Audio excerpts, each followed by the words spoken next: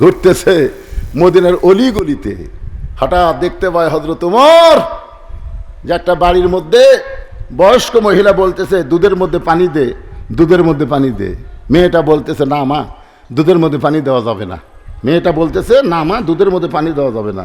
মা বলতেছে দে, গভীর রাত দে। কয় না, হযরত ওমর আইন করছে, হযরত ওমর আইন করেছে, ইন্নাল্লাহা ইয়ামুরুকুম আন তুআদ্দুল আমানাতি ইলা আহলিহা ওয়া ইযা হাকামতুম বাইনান নাস আন তাহকুমু বিল আদল। যেরকম সুবহানাল্লাহ। মা বলতেছে পাগলি, যে ওমর আইন করছে সে ওমর কি দেখবি কারে? 3 সের পানির মধ্যে 3 সের দুধের মধ্যে 1 সের পানি দিলে কি হবি? দেখ। তখন মেয়েটা বলতেছে মা, উমর ফারুক না দেখলো আত্তাকুল্লাহ, আমি ভয় করি আল্লাহর, কেউ না দেখলো আল্লাহ দেখে। জোরে কোন সুবহানাল্লাহ। এটা শোনার পর উমর ফারুক আর ঘুরতেছে না, এক দৌড় বাড়িতে গিয়ে বউ বলছে আসো, আমার ঘরটায় আল্লাহ কবুল করছে, আব্দুল্লাহর জন্য একটা বউ পাচ্ছি। উমর ফারুকের বউ বলতেছে, উমর ফারুকের বিয়ে বলতেছে রাতের অন্ধকারে আপনি মানুষের দুঃখ কষ্ট দেখেন, কিন্তু বেচার জন্য বউ খোঁজেন, এটা তো কোনোদিন আমি জানি না। আজকে পাওয়া গেছে রে, আজকে বউ পাওয়া গেছে। উমর ফারুক পরদিন সকালে মার মেয়েকে তার দরবারে ডাকলেন, মার মেয়েকে ডাকলেন। উমর ফারুক বললেন তোমার মেয়েটাকে আমার ছেলের জন্য পুত্রবধূ বানাবার চাই। সঙ্গে সঙ্গে বুড়ি চিৎকার করে বলে, অর্ধ পৃথিবীর খলিফা হইয়া আমার মেয়ের মধ্যে এমন কি যোগ্যতা আছে যেই যোগ্যতায় আমার মেয়েকে আপনি পুত্রবধূ বানাবার চান? ওমর ফারুক বললেন আত্তাকুল্লাহ হাক্কা তুকাতিহি, কেউ না দেখলে আল্লাহ দেখে, এই বিশ্বাস যার করি যায়, এমন একটা মেয়ে যদি আমার বেটার বউ হয় তাহলে আমার বাড়িটা আল্লাহ রহমত বরকতে পরিপূর্ণ করে দিবে।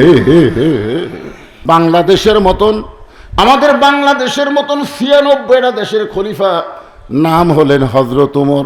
আমাদের বাংলাদেশের মতন কয়টা? ৯৬টা দেশের খলিফা, যাকে বলা হচ্ছিল অর্ধ পৃথিবীর খলিফা। তিনি জুমার দিনে আত্তাকুল্লাহ হাক্কা তুকাতিহি, মনোযোগ দিয়ে শুনবেন, জুমার দিনে খুতবা দিচ্ছেন, হাজার হাজার মুসল্লি ওমর ফারুকের খুতবা শুনতেছে। হঠাৎ একজন দাঁড়িয়ে বলতেছে আমির আল মুমিনিন, আপনার খুতবা আমরা শুনবো না। ওমর ফারুক চমকে গিয়ে বললেন ভাইজান, সবাই খুতবা শুনতেছে, হঠাৎ তুমি দাঁড়িয়ে বলতেছো খুতবা কেন শুনবা না? আমার দোষ কি? বলে আপনার দোষ হলো আমাদেরকে খাটো পাঞ্জাবি দিয়া আপনি লম্বা জুব্বা পরে খুতবা দিচ্ছেন। আপনি আমাদেরকে খাটো পাঞ্জাবি দিবেন আর আপনি লম্বা জুব্বা পরে খুতবা দেবেন। এই লম্বা জুব্বা কোথায় পাইছেন? যতক্ষণ আপনি না বলবেন ততক্ষণ আপনার খুতবা আমরা শুনব। ওমরের চোখ দিয়ে দর দর করে পানি পড়তেছে, মুখটা মুচকি মুচকি হাসতেছে। চোখ দিয়ে পানি পড়ে মুখটা হাসার কারণ হলো ওমর ফারুক চিন্তায় পড়ে গেল, আল্লাহর কোরআনে যখন রাষ্ট্র চলবে, উমর যদি ভুল করে একটা সাধারণ মুসল্লি পর্যন্ত তার ভুল ধরার সাহস পাবে। সুবহানাল্লাহ বলেন। আপনাদের সমাজপাড়া মসজিদ চলে কার আইনে? এখন কার আইনে? কর পারেন না, মসজিদ কার আইনে চলে? আল্লাহর আইনে চলে মসজিদ। যে মসজিদের মধ্যে গেলে আওয়ামী লীগ, বিএনপি, জাতীয় পার্টি কোনো কাতার ভিন্ন হয় না, সবাই মিলে এক কাতারে দাঁড়ায়। জোরে খান কথা ঠিক কিনা? আপনাদের মসজিদের ইমাম হচ্ছে ডবল টাইটেল পাস, দাওরা পাস। আসলে নামাজের 2 বার বসা লাগে, 2 রাকাত পর আর 4 রাকাত পর। কিন্তু ইমাম সাহেব হঠাৎ 3 রাকাতত বসে গেছে। কয় রাকাতত বসছে? কারণ সামনে কাতারে মুসল্লি খেয়াল করেনি 3 রাকাত না 4 রাকাত, ওর খেয়াল নেই, মনে করছে ইমাম যা পড়াছে ঠিকই আছে। কিন্তু 4 নম্বর কাতারের এক অটো ভ্যান চলায়, ওই চিন্তা করছে কি রে, আসর তো 2 বৈঠক, 2 রাকাত আর 4 রাকাত, তো হুজুর না 3 রাকাতে বসলো। ওই লাভ দেওয়া আল্লাহু আকবার, সেই কাছে আল্লাহু আকবার। ইমাম মনে মনে কয় তুই যতই লোকমা দে 41 সালের আগে আমি উঠবো না। আচ্ছা আপনারা বলেন তো, এই মনে করে যদি ইমাম বসে থাকে, মুসল্লিরা কি ইমামের পক্ষে হবে না ভ্যানারের পক্ষে যাবে? কেন যাবে? কেন যাবে? মসজিদ আল্লাহর আইন চলে, এখানে কেউ নিজের ইচ্ছা মতো আইন চালাবার পারবে না। তুমি ইমাম, লোকমা খেয়ে সোজা হও, লোকমা গ্রহণ না করলে তোমাকে বাদ দেয়া আমরা নতুন ইমাম বানাবো। তাহলে মসজিদের মধ্যে যদি আল্লাহর হুকুম চলে, আমাদের বাংলাদেশেও আল্লাহর হুকুম চলবে। আল্লাহর কোরআন অনুযায়ী যদি আমরা চলার চেষ্টা করি। জোরে কোন কথা ঠিক? হ্যাঁ না, খালি কোরআনের ওয়াজ শুনবো। আবু জেহেলের মতন সারা জায়গায় জায়গায় কোরআন শুধু শুনলে হবে না, আল্লাহ কোরআনে বলেছেন সামিনা ওয়া আতানা, শুনতে হবে কোরআনকে গ্রহণ করার জন্যে। ওমর ফারুকের চোখ দিয়ে দর দর করে পানি পড়তেছে। এমন সময় আব্দুল্লাহ ইবনে ওমর 30 পারা কোরআনের হাফেজ, 6 লক্ষ হাদিসের হাফেজ, জোরে কোন সুবহানাল্লাহ। ওমর ফারুকের একটা ছেলে ছিল, সেই ছেলেটা 30 পারা কোরআনের হাফেজ। শুধু 30 পারা কোরআনের হাফেজ না, 6 লক্ষ হাদিসের হাফেজ। সুবহানাল্লাহ বলেন। 6 লক্ষ হাদিসের হাফেজ 3 জন ছিল, 6 লক্ষ। একটা হচ্ছে উম্মাহাতুল মুমিনিন আমাদের মা আয়েশা, উনি 6 লক্ষ হাদিসের হাফেজ ছিলেন। 2 নম্বর হল আব্দুল্লাহ ইবনে ওমর, উনিও 6 লক্ষ হাদিসের হাফেজ ছিলেন। 3 নম্বর হল আব্দুল্লাহ ইবনে মাসউদ, উনিও 6 লক্ষ হাদিসের হাফেজ ছিলেন। আবু হুরায়রা কিন্তু এত হাদিসের হাফেজ ছিলেন না, তবে হাদিস সবচেয়ে বেশি বর্ণনা করেছেন। তাহলে 30 পারা কোরআনের হাফেজ, 6 লক্ষ হাদিসের হাফেজ। কার বেটা? জোরে বলেন, কার বেটা? আপনাদের এলাকার কোন নেতার বেটা এই হাফেজে মাসাদ পড়ে? একটা বড় নেতার বেটা এ হাফেজে মাসাদ পড়বে না। আমি জীবনে যত মাথার পাগড়ি দিয়ে দিছি, আজ পর্যন্ত কোনো কোটিপতি, কোনো চেয়ারম্যান, কোনো এমপি, কোন উপজেলা চেয়ারম্যানের বেটা আজ পর্যন্ত মাথার পাগড়ি দেওয়ার মতন ভাগ্য আমার হয়নি। যারাই মাথার পাগড়ি দেয় অধিকাংশই হলো গরিবের সন্তান। আমার আগে দ্বিতীয় বক্তা এখানে বলেছেন খায়রুকুম মান তাআল্লামাল কুরআনা ওয়া আল্লামা। রাসূল বলেছেন ওই ব্যক্তির চাইতে সম্মানী দামি ব্যক্তি কেউ নাই যে আল্লাহ রাস্তায় কোরআন শিখেছে এবং অপরকে কোরআনের শিক্ষা দেয়। এদের চাইতে সম্মানিত দামি কেউ নাই। অথচ আমাদের বাংলাদেশে প্রাইমারি চলে সরকারি টাকা দিয়া, আর মাদ্রাসা চলে মানুষের দান সদকা দিয়া। কি একটা কঠিন অবস্থা। এটা থাকবে না ভাইজান, কারণ গোটা বাংলাদেশ আল্লাহ আমাকে ওয়াজ করার মতন তৌফিক দিচ্ছে। গোটা বাংলাদেশ ঘুরে ঘুরে আমি যা দেখতে পাচ্ছি, কোরআনের একটা বাতাস বইতেছে, স্নিগ্ধ বাতাস, জোরে কোন সুবহানাল্লাহ। তাহলে ওমর ফারুকের ছেলে কি 30 পারা কোরআনের হাফেজ, 6 লক্ষ হাদিসের হাফেজ। বাবার পাশে দাঁড়ায় বললেন, রে নবীর সাহাবীরা, আমার বাবার লম্বা জুব্বা দেখে তোমরা খুতবা বন্ধ করে দিলে। তোমরা খাটো পাঞ্জাবি পরে আইছো বলে আমার বাবার জুব্বা লম্বা হয়েছে, এই জন্য তোমরা লোকমা দিলে। কিন্তু তোমরা শুনে নাও, তোমরা খাটো পাঞ্জাবি পরলেও তোমরা নতুন কাপড় পরেছো, কিন্তু আমার পরনে তাকায় দেখো, আমার পরনে নতুন কোনো কাপড় নাই। ওসমান গনি বলে, আব্দুল্লাহ, আজকে জুমার দিনে সবাই নতুন কাপড় পরছে, আর তুমি নতুন পরনি কেন? কে বলছে? ওসমান গনি। জোরে বলেন, কে? আজকে সবাই নতুন কাপড় পরেছে, তুমি জুমার দিনে পুরাতন কাপড় কেমনে পরলে? আব্দুল্লাহ বলতেছে, আমি যদি নতুন কাপড় পরতাম তাহলে আমার বাবার জুব্বা লম্বা হতো না, আমার বাবার জুব্বা লম্বা হতো না আমি যদি আজকে নতুন কাপড় পরতাম। নবীর সাহাবেরা শোনো, যেদিন থেকে আমার বাবা মদিনার খলিফা হয়েছে, সেদিন থেকে আমার বাবা আর রাতের বেলা ঘুমাই না। আমি আব্দুল্লাহ একদিন গভীর রাত্রে ঘুম থেকে চেতন পায়ে দেখি আমার মা দরজায় দাঁড়িয়ে আছে। আমি পিছন দিক থেকে এসে বললাম, মা, এই গভীর রাত্রে দরজায় কেন দাঁড়ায় আছেন? আমার মা চোখের পানি বের করে বল, বেটা, তুই জানিস না, যেদিন থেকে তোমার বাবা মদিনার খলিফা হয়েছে সেদিন থেকে রাতের বেলা ঘুমাই না, সারা রাত চোরের মতন চুপি চুপি মানুষকে কোথায় আছে নিজের চোখে একটু দেখতে চায়। সেদিন থেকে তোমার বাবার ঘুমায় না, চোরের মতন চুপি চুপি মানুষগুলো কে কেমন আছে। ওমর ফারুক একদিন বলেছিলেন যে আমি ওমর মদিনার খলিফা হওয়ার পরে ফোরাতের কোলে একটা কুকুর যদি না খেয়েও মারা যায়, হাসরের ময়দানে আল্লাহ ওমরকে ছাড়বে না। কেন কুকুর না খেয়ে মারা গেল, এ কৈফিয়ত আল্লাহ ওমরের কাছে চাবে। আত্তাকুল্লাহ হাক্কা তুকাতিহি, আল্লাহর ভয় এমনি সম্ভব নয়। জোরে কোন কথা ঠিক কিনা? আব্দুল্লাহ বলতেছে, খালি আরামে ঘুম পাড়ো, কিন্তু আমার বাবা কি করে? গভীর রাত্রে হযরত ওমর ঘুরতে ঘুরতে হঠাৎ দেখতে পাই মরুভূমির মধ্যে তাঁবু, ওই তাঁবুর ভিতরে 2টা বাচ্চা মা মা বলে কাঁদতেছে। আর মা বলতেছে, বাবা একটু ধৈর্য ধরো, গোস্ত সিদ্ধ হলি তোমাদের খাবার দিব। ওমর ফারুক চিন্তাত পড়লেন, চিন্তা করে দেখলেন যদি দুম্বার গোস্ত হয় বড় জোর 8 ঘন্টা লাগবে, উটের গোস্ত হলে বড় জোর 1 ঘন্টা লাগবে। এত গভীর রাত হয়ে গেল, এখন পর্যন্ত গোস্ত সিদ্ধ হয় না। এটা কেমন মা? এ মায়ের কলিজায় কি সন্তানের মায়া নাই? আস্তে করে তাবুর কাছে গিয়ে বললেন, মা, তোমার দুইটা বাচ্চা ক্ষুধার জ্বালায় বারবার কাঁদতেছে, আর এখন পর্যন্ত তোমার গোস্ত সিদ্ধ হয় না। মেয়েটা বলে, পথিক, আমার বাড়ি হলো ইয়ামিন দেশে।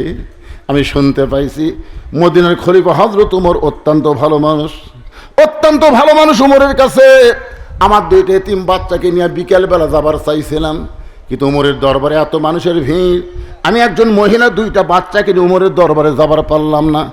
মনে মনে নিয়ত করেছি আগামীকাল সকালবেলায় আমার দুইটা বাচ্চাকে ওমরের দরবারে নিয়ে যাব, কিন্তু আমার দুইটা বাচ্চাকে নিয়ে এখন রাতের বেলা কি করি? ওমরের মধ্যে তাঁবু টাঙ্গায়া আমার দুইটা বাচ্চাকে বুকের মধ্যে নিয়ে আমি ঘুমাবার চাই। কিন্তু পথিক, আমার দুইটা বাচ্চার এত ক্ষুধা লাগছে, ওরা না ঘুমায় বারবার যখন খাবার চায়, তখন ওদের জন্য আমি সান্ত্বনামূলক পাতিলে পানি আর পাথর দিয়ে নিচে আগুন জ্বালায় বলতেছে, বাবা, গোস্ত সিদ্ধ হলেই তোমাদের খাবার দিব। আমি মনে করেছিলাম এই গোস্ত সিদ্ধ হলে খাবার দিব। এটা বারবার শুনতে শুনতে আমার সন্তান দুইটা ঘুমায় যাবে। ঘুমায় গেলে ফজরের সময় ওমরের দরবারে নিয়ে যাব, কিন্তু আমার দুইটা সন্তানের পেটে এত খিদা লাগছে পথিক, আমার মনে হয় সকাল পর্যন্ত আমার দুইটা সন্তান বাঁচবে না, আমার পাতিলের গোস্ত সিদ্ধ হবে না। সঙ্গে সঙ্গে ওমর ফারুক বললেন, মা, একটু ধৈর্য ধরো, আত্তাকুল্লাহ হাক্কা তুকাতিহি, ভয় কারে কয়? এক দৌড়ে বাইতুল মালের দরজায় গিয়ে বলেন, আসলাম, বাইতুল মালের মধ্যে সবচাইতে বড় বস্তা, খাবার বস্তা আমার মাথায় উঠে দে। আসলাম বলে, আমিরুল মুমিনিন, আমি হলাম চাকর, কোথায় বস্তা নিয়ে যাওয়া লাগবে আমারে হুকুম দেন। ওমর ফারুক বলে, আসলাম রে, একজনের পাপের বোঝা আর একজন মাথায় নেয় না, দে দে আমার মাথায় উঠায় দে। চাকর আসলাম 18 বস্তা ওমরের মাথায় উঠে দেয়। ওমর ফারুক বস্তা ধরে যখন দৌড় মারতেছে, পিছন দেখতে আসলাম বলে, আমিরুল মুমিনিন, এত জোরের বস্তা নিয়ে আপনি পড়ে যাবেন, আপনার কষ্ট হবে।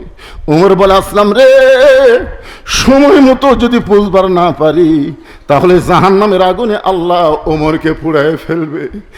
এক দৌড়ে তাবুর নিকটে গিয়ে বললেন, মা, তোমার দুইটা সন্তান কি এখনো জীবিত আছে? মেয়েটা বলতেছে, এখন আমার সন্তান দুইটা জীবিত আছে।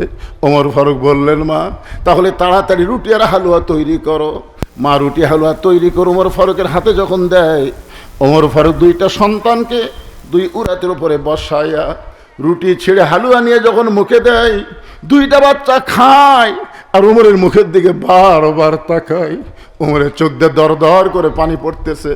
বাচ্চা দুইটা রুটি হালুয়া খাচ্ছে আর ওমরের চোখের পানি মুছে দিয়ে বলতেছে, কে গো তুমি? আমাদের বাবা নাই, আমরা এতিম, তুমি কে গো? এই গভীর রাত্রে আমাদেরকে হালুয়া রুটি খাওয়াও, আবার কান্দো। ওমর ফারুক বলে, আল্লাহ, এই অধমকে জাহান্নামের আগুন থেকে তুমি বাঁচায়া দাও। আত্তাকুল্লাহ হাক্কা তুকাতিহি, এই অধমকে জাহান্নামের আগুন থেকে তুমি বাঁচায়া দাও। মহিলা বলতেছে, কে গো তুমি? এত ভালো মানুষ হওয়ার পরেও জাহান্নামের আগুন থেকে বাঁচার জন্য কাঁদতেছো। আমি জীবনে ভালো মানুষের গল্প শুনেছি, কিন্তু মানুষ ভালো এত হয় কোনোদিন দেখি নাই। আমি আল্লাহর কাছে বলবো, আল্লাহ, ওমরকে মদিনার খলিফা না বানায়া এই মানুষটাকে যদি মদিনার খলিফা বানাইতা, তাহলে মদিনা যেন আল্লাহর জান্নাত হয়ে যেত। আব্দুল্লাহ বলতেছে, সাহাবীরা রে, সবাই যখন ঘুমায় গেছে, এমন সময় আমার বাবা চুপি চুপি আমার ঘরের দরজায় গিয়ে ডাকতেছে, আব্দুল্লাহ, আব্দুল্লাহ। আমি দরজা খুলে বের হয়ে দেখি বাবার হাতে একটা পাঞ্জাবি। আমি বললাম, বাবা, বাইতুল মাল থেকে একটা পাঞ্জাবি দিছে, আপনি গভীর রাত্রে আর একটা দিবার আইছেন। ওমর ফারুক বলে, আব্দুল্লাহ রে, এই পাঞ্জাবিটা আমার ভাগে পড়ছে বাবা, এত খাটো পাঞ্জাবি গায়ে দিয়ে আমি কেমনে জুমার খুতবা দেই, তোর পাঞ্জাবিটা আমাকে দান করে দে। আব্দুল্লাহ বলে, গভীর রাত্রে আমার পাঞ্জাবি বাবাকে দান করে দিলাম। বাবার পাঞ্জাবি আমার পাঞ্জাবি একত্র করে বাবা লম্বা জুব্বা বানায় খুতবা দেয়। এখন বলো, বাবার খুতবা শোনা যায় কি না যায়? সমস্ত সাহাবীরা চিল্লায় বলে, আল্লাহর কোরআন দিয়ে যখন রাষ্ট্র চলবে, আল্লাহর কোরআন অনুযায়ী যখন মানুষ চলবে, তখন মুসলমানের এমন ভালো মানুষকে নেতা হিসাবে দেখতে পাবে। শুধু কোরআন শুনলে হবে না, মান সাল্লাল্লাহু তাআলা আশ-শাহাদাতা বিসিদকিন বাল্লাগাহুল্লাহু মানাজিলা শুহাদা ওই মাতা আলা ফিরাশিহি। শুধু কোরআন শুনলে হবে না, এই কোরআনকে বিজয়ের জন্য আমাদেরকে আন্দোলন করা লাগবে। জোরে কোন কথা ঠিক কিনা ভাইজান? সারা জীবন খালি ধান দিয়া, টাকা দিয়া, পয়সা দিয়া এই মাদ্রাসা খালি চলালে হবে না। এই মাদ্রাসায় কি শিক্ষা দেওয়া হচ্ছে, কেন দেওয়া হচ্ছে, এইটার ভিতর আমাদের ঢোকার দরকার আছে না নাই? রাসূল বলেছেন, ইন্নাল জান্নাতা তুশতাকু ইলা খামসাতি নাফারিন, নিশ্চয় 5টা দলের জন্য আল্লাহর জান্নাত আশা করে আছে। 1 নম্বর দল হলো তালিয়াল কোরআন, যারা কোরআন তেলাওয়াত করে। এখানে তেলাওয়াত মানে কোরআন পড়ে, কোরআন বুঝে, কোরআন মোতাবেক যারা রাষ্ট্র চালাবার চায়, নিজেও চলতে চায়, এদের জন্যে আল্লাহর জান্নাত আশা করে থাকে। জোরে কোন সুবহানাল্লাহ। আল্লাহ ঈমানদারকে লক্ষ্য করে বললেন, যারা আমাকে বিশ্বাস স্থাপন করেছো, তোমাদের 1 নম্বর আমল হচ্ছে ভয় করতে হবে কাকে? শয়নে, স্বপনে, নিদ্রায়, জাগরণে। সুস্থ অবস্থায় করা লাগবে, অসুস্থ অবস্থায় করা লাগবে, যৌবন বয়সে করা লাগবে, বুড়া বয়সে করা লাগবে, সব সময় একমাত্র ভয় করতে হবে কাকে? এখন আপনার বলেন তো যে এই ভয়টা কিরকম ভয়? আমরা কিন্তু বিষাক্ত সাপকে ভয় করি, করি কি করি না? আপনারা বিষাক্ত সাপ ভয় করেন না? এই সাপ, গোখরা সাপ, এই সাপ যেমন আপনারা দেখেন, আপনারা সাপের কাছে যান না দূরে যান? দূরে যান। তাহলে মানে ভয়ের অর্থ কি? দূরে থাকা। ভয়ের অর্থ দূরে থাকা। কিন্তু আল্লাহর যে ভয়ের কথা বলা হচ্ছে, এই ভয়ের অর্থ কি আল্লাহর থেকে দূরে থাকা না কাছে যাওয়া? তো তাহলে এটা কেমন ভয়? আচ্ছা আপনারা বলেন তো, আল্লাহ যে বলতেছে আত্তাকুল্লাহ, আমার জন্য ভয় করো, তাহলে সাপের ভয় করলে আমরা দূরে থাকি, আর আল্লাহর ভয় মানে কাছে যাওয়া লাগবে। ওয়াসজুদ ওয়াক্তারিব, আল্লাহ বলেছেন আমার নিকটে আসতে গেলে আমার ভয়ে যে আমাকে সেজদা দিবে, আমি আল্লাহ তার নিকটে পৌঁছে যাই। জোরে কান সুবহানাল্লাহ। আল্লাহর নিকটে পৌঁছে যাওয়ার 1 নম্বর ইবাদতের নাম হলো সেজদা। আপনারা বলেন তো সেজদাটা কোন ইবাদতের মধ্যে আছে? নামাজ। জোরে বলেন কোন ইবাদত? নামাজের মধ্যে। আল্লাহ কোরআনে বলেন, ইন্নাস সালাতা তানহা আনিল ফাহশাই ওয়াল মুনকার, একমাত্র নামাজই পারে মানুষকে যাবতীয় বেহুদা এবং খারাপি কাজ থেকে বাঁচায় দিতে। আপনারা বলেন তো ভাই, আগামী ইলেকশনে একটা দল বিজয় হবে, যেই দল বিজয় হবে সেই দল যদি বাংলাদেশ সংসদের আসন পায়, আল্লাহ রাসূল বলেছে, আল্লাহ কোরআনে বলেছেন, আল্লাযীনা ইম্মাক্কান্নাহুম ফিল আরদ, মুসলমানের মধ্যে কাউকে যখন ক্ষমতার চেয়ার দেওয়া হবে, ক্ষমতার চেয়ার পাওয়ার পরে তার 1 নম্বর দায়িত্ব হলো আকামুস সালাত, নামাজ কায়েম করা। তার মানে বোঝা গেল ওয়াজ দিয়ে নামাজ কায়েম হবে না। আমরা যতই নামাজের কথা বলি, কাম হবে। নামাজ কায়েম করতে গেলে কোরআনকে বিজয় করে ভালো মানুষকে সংসদে এবং সম্মানের চেয়ারে যখন বসান যাবে, তখন সেই লোকটার এই চেয়ারে বসাই 1 নম্বর দায়িত্ব হলো নামাজ কায়েম করা। নামাজ যদি বাংলাদেশে কায়েম হয়ে যায়, আমাদের যুবকেরা যতই 4G 5G মোবাইল নিয়ে, কিনটাস মোবাইল নিয়ে কাছে রাখুক, কোনোদিন চিন্তা করবেন না তাদের দ্বারা খারাপই হবে। কারণ মোবাইলের ভালো কোনো জিনিস দেখবে, খারাপ দেখবার গেলেই তাকে বলবে যে কেউ না দেখলো আল্লাহ দেখতেছি রে, তুই এখনই রুকু করে আসলি, সেজদা করলি কাক? আল্লাহ। তুই এখনই আল্লাহ সেজদা করে আসে, আবার খারাপ ভিডিও দেখবি। এই জন্যে একমাত্র নামাজই পারে মানুষকে যাবতীয় খারাপি অশ্লীলতা থেকে হেফাজত করতে। আমরা সেই নামাজের প্রতি আমাদের খেয়াল করার দরকার আছে না নাই? জোরে কেন আছে না নাই? আল্লাহ বলতেছেন, ওয়ালা তামুতুন্না, তোমরা মৃত্যুবরণ করো না। এই যে আপনাদের পাশেই কবর, আপনাদের পাশেই কবর। একটা গান আমরা ছোটবেলায় শুনতাম, কিন্তু যেদিন ডাক পড়িবে, কিন্তু যেদিন ডাক পড়িবে, কবর মাঝে যাইতে জোগাড় কিছু করছো বন্ধু, তার মাঝে বিছাইতে। শোনেননি গজল? শোনেননি আপনারা? আপনাকে গোরস্থানে যায় দেখেন, ডানে কবর বামে কবর, নিচে কবর আছে যে, ওপর দিকে ছায়া দেখো বাঁশের ছাউনি দিছে কে। আপনারা বলেন তো, এটা আপনাকে কি পারিবারিক গোরস্থান না সম্মিলিত? কথা বোঝেন আপনারা? আল্লাহ রাসূল বলেছেন, সম্মিলিত গোরস্থানে থাকা অত্যন্ত ভালো, কিন্তু একটু সমস্যা আছে। সমস্যা কি কন্ত? ইমাম মালিক রহমতুল্লাহ আলাইহি বলেছেন, তোমরা মুসলমান যদি জানো কোনো ব্যক্তি ইচ্ছা করে নামাজ বাদ দিছে, সে নামাজ পড়েনি ইচ্ছা করে, তাকে বহু নামাজের কথা বললে সে বলে তুই নামাজ পড়ে কি আমার সাথে ভালো করে, আমি নামাজ না পড়েও তা তুই পড়েও তাই, এরকম মানে নামাজের কথা বললে বেচারা খেপে যেত, ওই নামাজের কথা শুনবারই পারতো না। এরকম বেনামাজি যদি মারা যায় তাহলে তোমরা কি করবা? তো ছাত্র বললেন হুজুর তাহলে এরকম বেনামাজি মারা গেলে আমরা কি করব আপনি বলেন। ইমাম মালিক বললেন মনে করো তোমাদের এলাকায় কোনো কুকুর রাস্তাত মরে গেল, কোনো কুকুর চলতে চলতে রাস্তাত মারা গেল, তখন তোমরা কি করবা? ছাত্ররা বলল কুকুর যদি রাস্তাত মরা থাকে ওই কুকুর একসময় পচে দুর্গন্ধ হবে, রাস্তার মানুষের রাস্তা চলতে কষ্ট পাবে, আমাদের দায়িত্ব হলো কুকুরকে টানে নিয়ে যায় পুঁতে থোয়া, কুকুরকে টানে নিয়ে যায়, কুকুরকে কান্দে লিয়া না টানে, আমার কথাটা খেয়াল করবেন, ওই কুকুরকে কেউ কান্দত লিবি না টানে, টানে লিয়ে যায় পুঁতে থোয়া। ইমাম মালিক বললেন একজন বেনামাজি মরলে এর চাইতে বেশি করা যাবে না, একটা কুত্তার সাথে যা করবা একটা বেনামাজির সাথে এর চাইতে বেশি করা যাবে না, ও গোসল করানো হবে না, ওকে কান্দত দেওয়া যাবে না, ওকে কাফনের কাপড় পরানোর দরকার নাই, যে অবস্থায় মারা গেছে সে অবস্থায় কবর না দিয়ে তারে পুঁতে থো। একটা বেনামাজি যদি আপনার পুঁতপার পারেন বাংলাদেশে আর নামাজের ওয়াজ করা লাগবে না, মুসলমান হলেই নামাজ ধরবে। জোরে কোন কথা ঠিক কথা বলেন? হ্যাঁ, এখানে আমাকে বলা হয়েছে হুজুর আত্মহত্যা, আপনারা বলেন তো আত্মহত্যা ছোট পাপ না বড় পাপ? আপনারা সকলেই জানেন নামাজ না পড়াও একটা পাপ, আত্মহত্যাও একটা মহাপাপ, সুদ খাওয়া একটা মহাপাপ, ঘুষ খাওয়া একটা মহাপাপ, এরা সবগুলো কবিরা গুনাহ। সবগুলো কি গুনাহ আপনারা বলেন তো? এখানে আমার বলছে হুজুর আত্মহত্যা যদি কেউ করে তাহলে তাকে কি গোরস্থানে রাখা যাবে? আপনারা বলেন তো আপনাদের এলাকার কোনো সুদারু যদি মরে তাকে কি আপনারা গোরস্থানে রাখবেন? রাখে না, মানে সুদারু মরলে আপনাদের কোনো ফতুয়া নেই, কিন্তু আত্মহত্যা করলেই ফতুয়া, এটাই তো ব্যাপারটা, এটা না? আপনি বলেন তো কোন পাপ সবচাইতে বড় পাপ, যে পাপ করলে নিজের মায়ের সাথে জিনা করার গুনাহ হয়? আবার কয় ইন্টারেস্ট, সুদ। জোরে কোন কি? যে সুদের 1 টাকা খায় নিজের মায়ের সঙ্গে 42 বার জিনা করার গুনাহ হয়। আপনারা বলেন তো আত্মহত্যা বড় গুনাহ না সুদ খাওয়া বড় গুনাহ? তাহলে সুদারু যদি গোরস্থানে দাফন করতে পারেন আত্মহত্যা করতে তো কি হয়েছে? এক সাইডে করবেন আপনারা, একটা সাইডে করবেন, যে যারা আত্মহত্যা করবে তারও আমরা এক সাইডে থমো।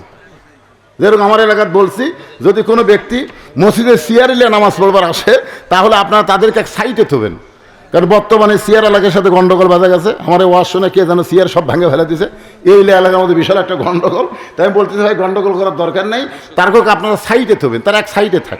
কথাটা বুঝলেন না? তো যারা বেনামাজি, যারা আত্মহত্যা, যারা ঘুষখোর, যারা সুদখোর, এরা এক সাইডে থাকবে। আপনারা আগে থেকে গোরস্থান নিয়ম করবেন, এদেরকে এক সাইডে রাখা হবে। আপনার এলাকায় দেখবেন খালি সাইড করা শুরু করেন আর কেউ আত্মহত্যা করবি না। জোরে কোন কথা ঠিক কিনা? কেন রে সাইড করতেছে, সাইড করা বোঝেন না? হ্যাঁ, খালি সাইড করবেন, বেনামাজি সাইড, ঘুষখোর সাইড, সুদখোর সাইড, আত্মহত্যা সাইড। খালি সাইড করা শুরু করেন যে ওই সাইডে বেনামাজি, ওই সাইডে সুদখোর, ওই সাইডে আত্মহত্যাকারী। খালি একবার সাইড করে দেখেন আর কেউ সুদও খাবি না, বেনামাজিও থাকবি না, আত্মহত্যাও করবি না। জোরে কোন কথা ঠিক কিনা? হ্যাঁ, কিন্তু তাকে তো দাফন করা লাগবে বাজান। এই জন্য আমি সবাইকে বলবো আত্মহত্যার দায়িত্ব আল্লাহ নেবে না। আত্মহত্যা মহাপাপী, সে জান্নাত পাবে কিনা সন্দেহ আছে, সে জান্নাত পাবে কিনা সন্দেহ আছে। এই জন্য আত্মহত্যা কখনোই কেউ করবেন না, আত্মহত্যার চিন্তাও মাথার মধ্যে আনা যাবে না। যেভাবে মৃত্যু হবে আল্লাহ অবশ্যই দিবে। ধরে কোন ঠিক কিনা?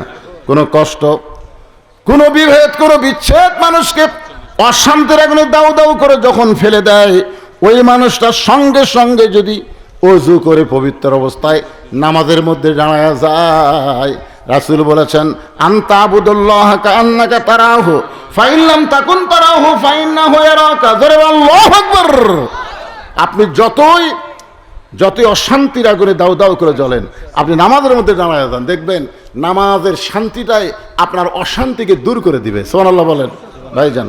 আল্লাহ বলতেছেন তোমরা কখনোই মৃত্যুবরণ করবে না যতক্ষণ মুসলমান না হবে।